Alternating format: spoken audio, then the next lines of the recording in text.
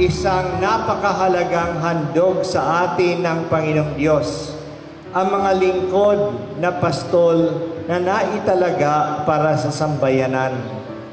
Sa araw na ito, biniyayaan tayo ng isang kapatid na magtatalaga ng buhay para sa pagpapastol ng bayan ng Diyos.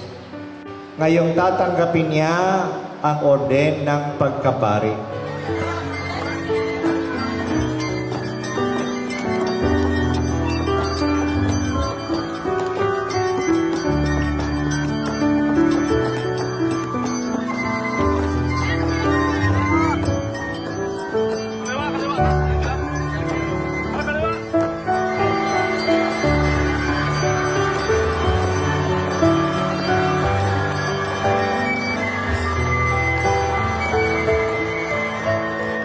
Bilang katotohanang ipinahayag ng Diyos at dapat sampalatayanan.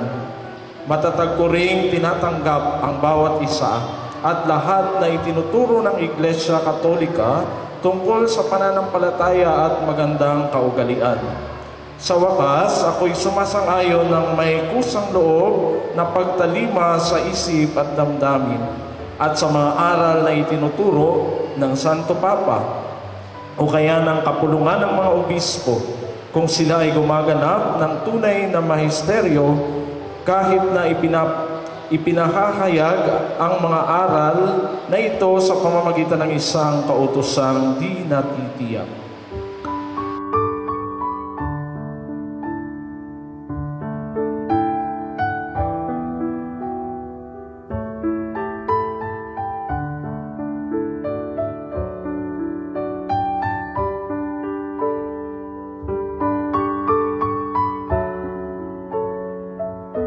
Nakahanda ka bang i-celebrate ang banal na paghahain?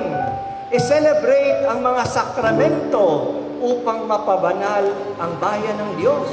Take my hands and direct them. Help me spend myself in seeking the lost, returning love for the love you gave me. Oh Lord, with your eyes set upon me, gently smiling, you have spoken my name. All I long for, I have found by the water. At your side, I will seek on the shore. Lord,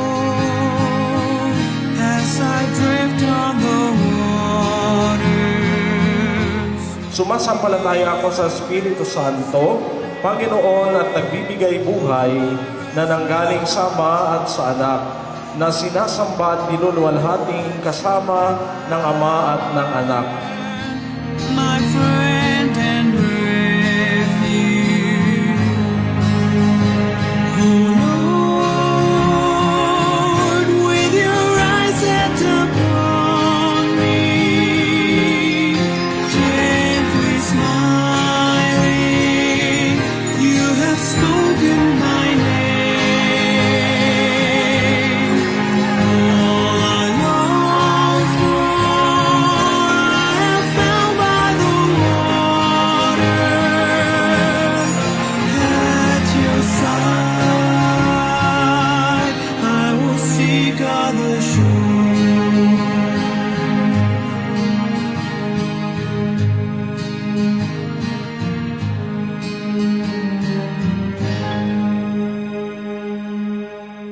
Ang aming lokal na musika, ang aming tambor, ang aming mga anak na nakalinya sa kalsada upang pahalagahan kayo o Panginoon, ang aming mga Knights of Columbus, aming mga leaders na nakikiisa sa paghahanda at magdamag na nagbibigay ng kanilang sarili sa aming parokya, sa pangunang aming kura paroko, O Panginoon, maraming salamat po.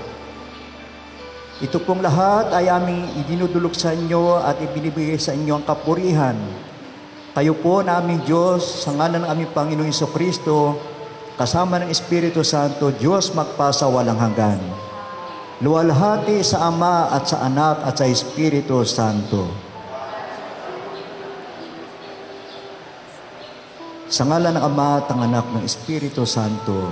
Amen. Quietly seeking His face. So many times we've seen His hand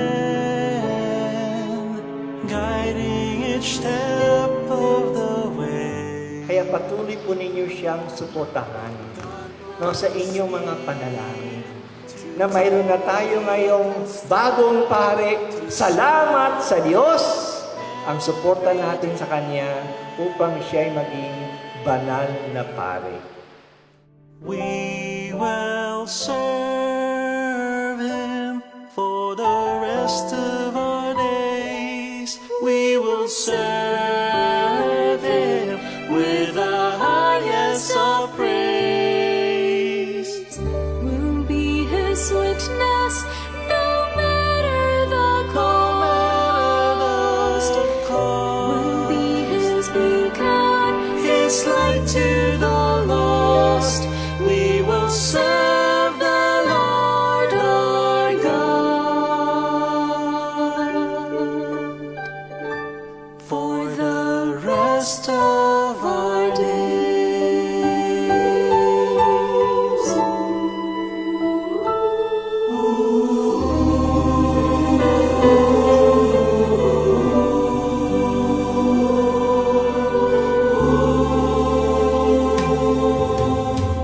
He is the light of break of dawn. He is the one true way. He is our strength when hope is gone. He shepherds us well. At tagal-tagal na po na wala tayong pare dito sa Taytay. Mula pa ng panahon ni Bishop Ed. At sa wakas, nagkaroon tayo ng anak ng Taytay na maging pare. Congratulations po sa inyong lahat. At congratulations din po sa mga magulang, sa nanay, sa mga kapatid, sa mga kamag-anak. Kasi po ang pare ay bunga ng pamilyang Kristiyano, ng pananampalataya ng isang pamilya. Kaya congratulations po sa mga kamag-anak ng Bulaw.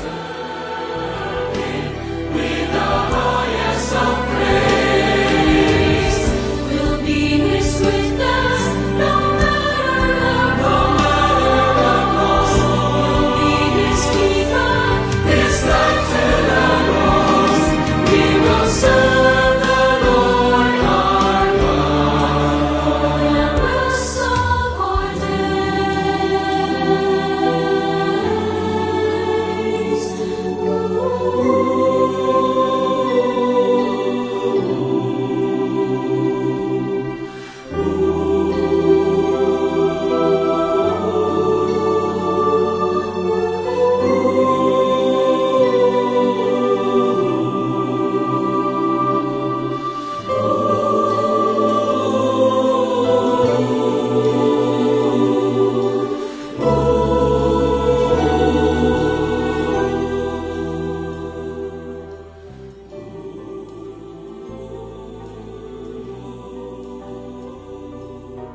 Bigyan nawa ng Diyos ng kaganapan ang gawain ito na Kanyang sinimulan.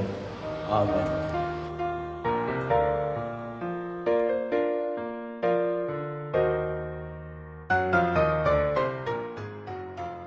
Kaya kung nakarating man ako sa puntong ito ng aking buhay, masasabi kong ito ay purong grasya ng Diyos. Pure grace of God. Dahil kung sa ganang akin lamang, sa sarili ko lamang, walang mangyayari.